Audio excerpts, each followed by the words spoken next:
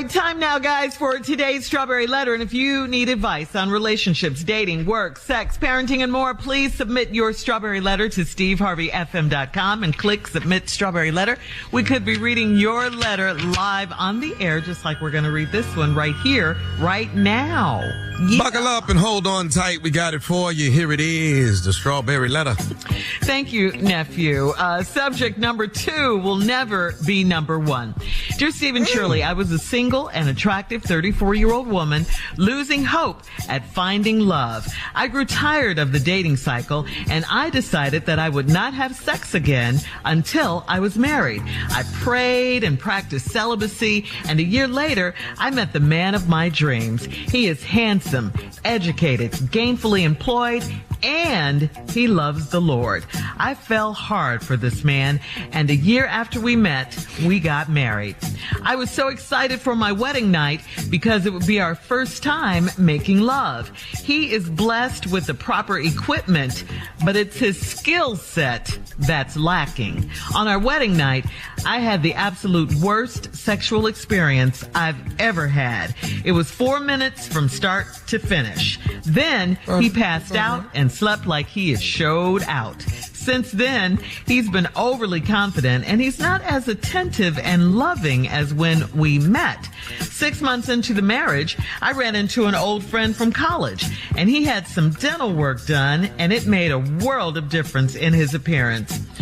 We had lunch and we talked for hours. He said that when I got married, it broke his heart because he's always had a big crush on me, but didn't think I'd give him the time of day. Well, I've given him a lot more than that. I'm falling for this man because he has given me his whole heart, and he holds me after sex, kisses my nose, and looks into my soul when he talks to me. I'm ready to get a divorce and date my boyfriend for a while. I want to be happy, and so far, this guy could be my soulmate. Steve says that number 2 will never be number 1, so I want your opinion on my situation. What if this time there's an exception to the rule? Could this be true love? Wow. Well, by exception to the rule, you mean he's your number 2, right? And you're thinking of making him number 1, replacing your husband with him. Could this be true love, you ask? Well, I don't know about that. I don't know if love has anything to do with this. I do think lust is all over this situation, though. I do. And instead of, and what'd you say, Steve? That was Thomas. Good. Oh, sorry. I thought it was Steve. Yeah. I don't say stupid stuff out of nowhere. Okay. Yeah, and you're right about that. And I should have known better because I do know you. Hello. You know, you talked in the beginning of your letter how you grew tired. You decided you wouldn't have sex again. You started losing hope and finding love. And then you met this great man, the man of your dreams. And 6 months into your marriage, you've already cheated on him. Instead of trying to fix your new marriage and fight for it, you haven't done that at all. I mean, I think you've checked out. You've moved on. Just 6 months in, I think you're falling for the grass is always greener trap.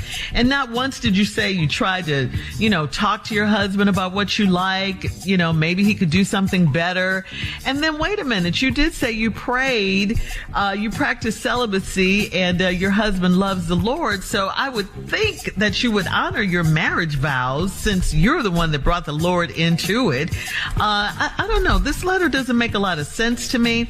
I want to tell you to leave your number 2 alone and try to work on your number 1 right now since it's only been 6 months into it. But I don't think you're going to listen at this point. I just don't think so. Steve? That was short answer. All right, I guess I just don't think she's going to listen. I don't. Shirley through with her. I got you. She wants what she wants, yeah. And I understand what you're saying. I think you make valid points in here, too. The number 2 will never be number 1. Let me help you out with something. You said, let's start with the letter. Steve says number 2s will never be number 1s. So I want your opinion on my situation. What if this time that's an exception to the rule? Could this be true love? I said men don't make their number 2s when they have a number 1. If a guy has a solid, his ride or die, and that's what he calling her, and then he got a chick on the side and you're number 2, we don't promote number 2s to number 1 because you ain't considered ride or die. That's what the situation is. Okay. So now, this is a different situation because you're married. You're supposed to be your husband's number 1, and your husband is supposed to be your number 1, but now you are a woman wanting to promote your number 2 to the number 1 position, and that's what you're wanting to do. This is rare. Very rare. Let me walk you through some contradictions in this letter before I give you what I want to say. You didn't have sex till you was married, 34-year-old woman, found this man. He's a man of your dreams. He's handsome, educated, gainfully employed, and he loves the Lord. You did not mention how much you love the Lord. She brought him up, though. Yeah. But he loves the Lord. You ain't say nothing about you. I fell hard for this man, and a year after we met, we got married. I was so excited for my wedding night because it would be our first time making love. He's blessed with the proper equipment, but it's his skill set that's lacking. Oh, so you took a year off, still had your skills. So what are we really talking about here? All right, We'll be hold back. on, Steve. Yeah. Part We'll be 2 of back. Steve's response is coming up at 23 minutes after. Number 2 will never be number 1 is the subject. We'll be back right after this. You're listening to the Steve Harvey Morning Show.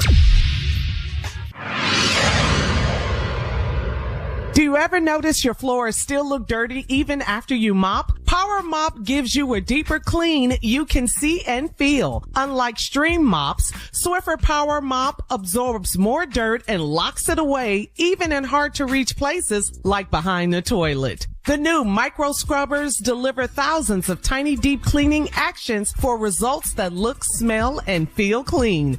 No more dirty floors. Try the Swiffer Power Mop. Love it or your money back.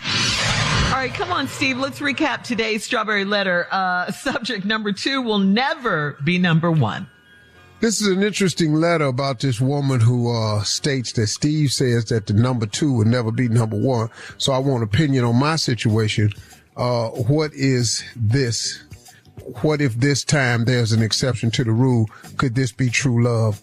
I'm going to get to this part quickly, but first of all, she married this guy, a man of her dreams, everything. She's been celibate for a year and a half. She didn't have sex to her wedding night. She was so excited about the sex.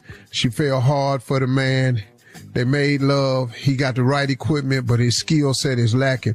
Our wedding night, I had the absolute worst sexual experience I ever had. It was 4 minutes from start to finish. So he done got you undressed, took all them buttons off that wedding dress, got all them garters down and them thigh highs and all that, and unsnapped all them spanks and got all that stuff unstrapped and got them clips. Them wedding dresses had about 4 or 5 pieces to it. Whoo! Oh, and then right after that, it was over in 4 minutes. And he passed out and slept like he had showed out. To him, he did. Now, he ain't had sex in a year and a half either. So, come on now. It's a lot. So, first time, maybe he didn't do right. But I guess it continued that way because since then, he's been overly confident. He's not as attentive and loving as he was when you met. So in other words, I'm assuming you're saying that he's become arrogant for some reason. Yeah. That maybe he think he all that because you ain't looking upside his head the right way. Right. You know, this 4 minutes, you need to stop something. Before we get, hey, excuse me. Can I get more than 4 today? What we doing? Can we do 8? Let's get a clock. You need a timer on the nightstand. Hit it, ding, like a chess clock, ding. And I need 8 from you tonight. Let's work. Let's beat last night. We need 12.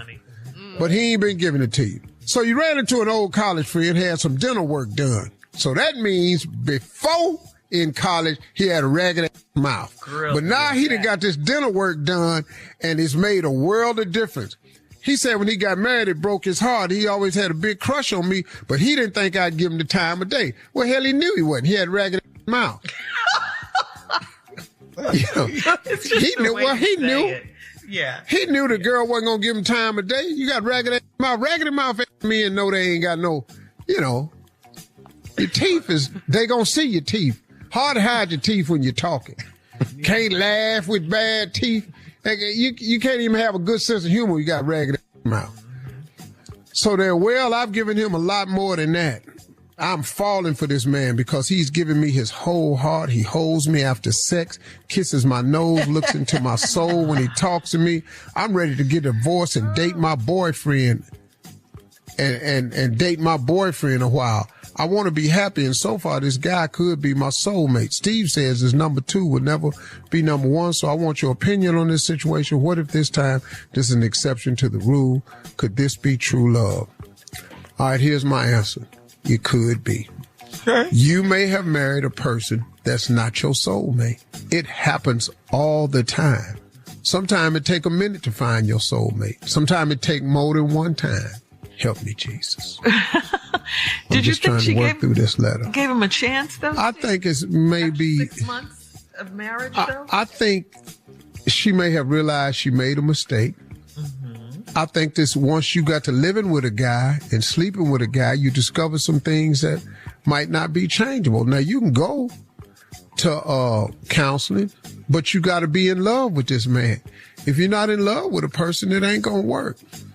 Mm-hmm. She said she fell Tina hard Turner for said, him. whoa, what's love got to do with it? She said she fell hard for him. Well, fell hard and stayed falling is two different things. I fell hard for a whole lot of people in my life. Got my right back up, though. Me too. Yeah, I fell hard for a whole lot of people. Got my right on back up. Let me stop this sitting. Did you marry them, though? Did you marry them, though?